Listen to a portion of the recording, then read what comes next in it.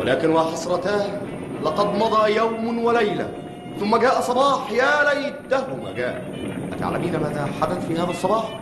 لقد اكتشفت أني سرقت في الليلة السابقة في مكان ما بباريس، وأن الآلاف المؤلفة من الفرنكات قد ذهبت إلى حيث لا يعلم البوليس الفرنسي نفسه. إنها مأساة شتوية، فأنقذونا من فضلكم، لا أراكم الله فلسا في باريس.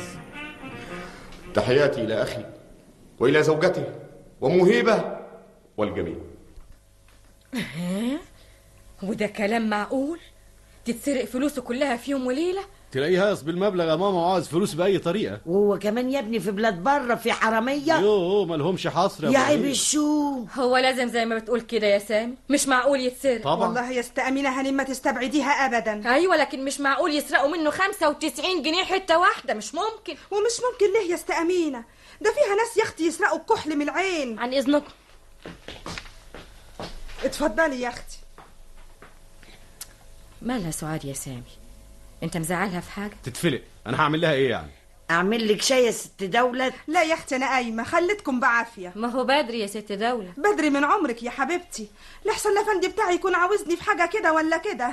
خليتكم بعافية. الله يعافيك، مع السلامة.